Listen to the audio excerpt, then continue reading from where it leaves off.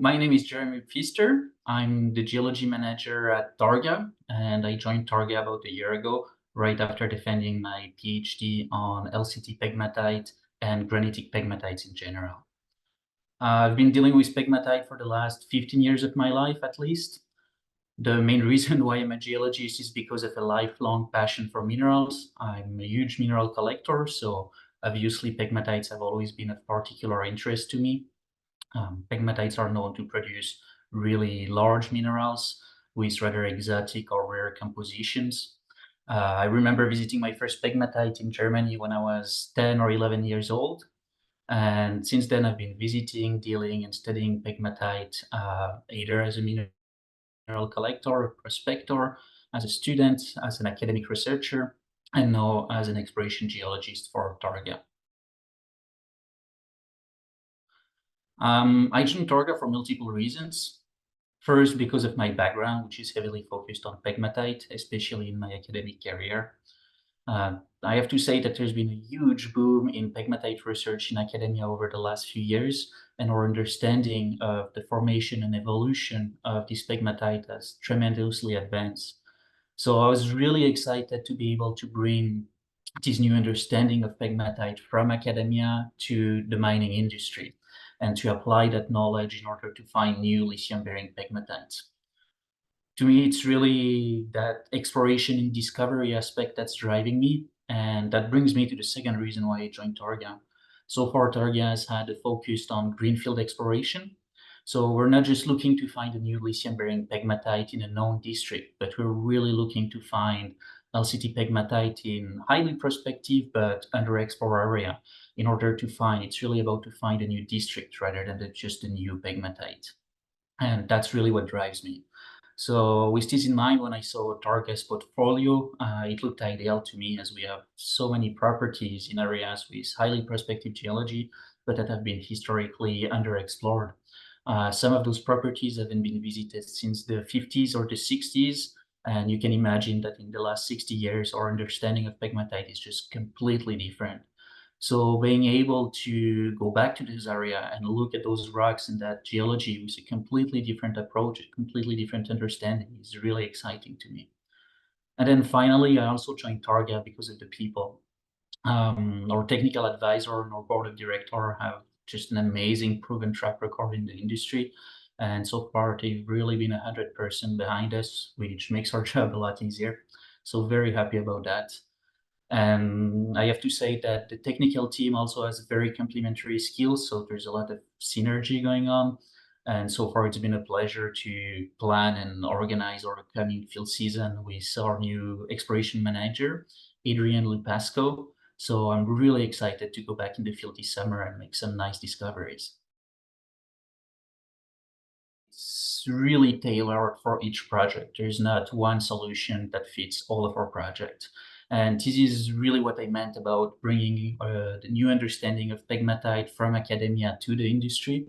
It's that we want to avoid having a black box approach by blindly applying a method that might have worked in another project in another area of the world, but that might not work or yield positive results for us.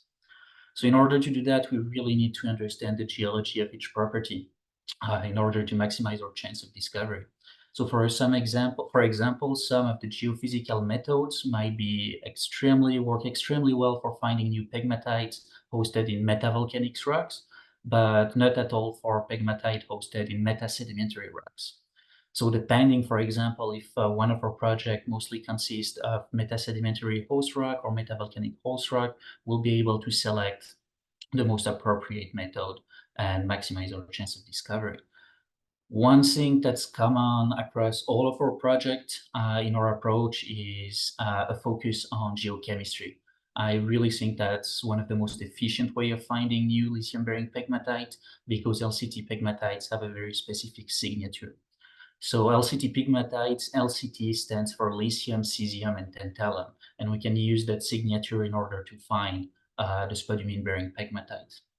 One thing that we've really been done a lot last year that we'll continue doing this year is the chemistry and the trace elements of specific minerals within granites and pegmatites.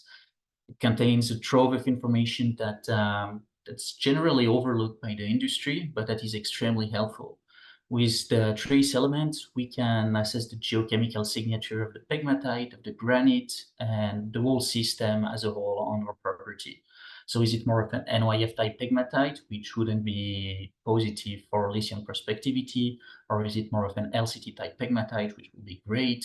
And we can also tell the degree of fractionation of the granite and the pegmatites. So the most fractionated, the better it is. The best part about this approach is that it works also on unmineralized and barren pegmatite as long as it's still part of the same pegmatite system. So we can get very valuable information from barren pegmatites in order to find the mineralized one on our property.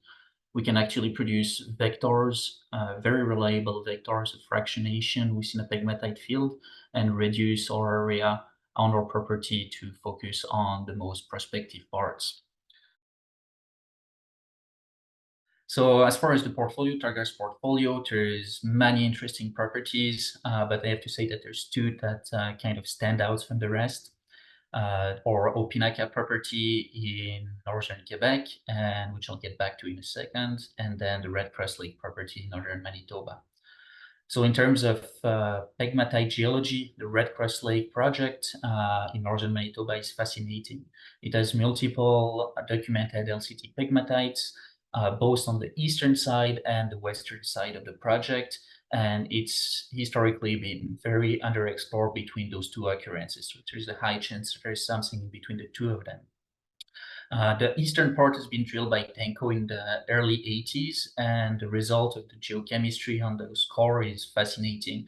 It has weight percent level of cesium, rubidium, lithium. I mean, we're talking about very extreme fractionation here, more than what's necessary to just produce a simple spodumene-bearing pegmatite. So if there's such an evolved pegmatite on the property, I mean, there's a huge potential for finding more fractionated LCT pegmatite across the rest of the property. And I'm very excited to get there and test that theory as soon as possible. And then the Opinaca project, it's very exciting to me. We originally looked at it from a lithium perspective. It's located in the Opinaca sub-province in the James Bay area, which is highly underexplored. And it's still at an early stage, but the result from our till sampling program last year showed a massive gold, tungsten, arsenic anomaly. And I have to say, it's not just a few outliers here and there. We're talking really about a 4 by 5 kilometer area where all of the sample return consistently highly anomalous value across the entire area. It's open-ended to the northeast, and we own another 30 kilometers in the up ice direction. So there's a very high chance that the source of that anomaly is within our property. I'm very excited to go back in the field this summer and follow up on these, both with an extended till program and some prospecting on the outcrops there. Thank you very much for watching, and we'll keep providing updates as we approach our field season this summer.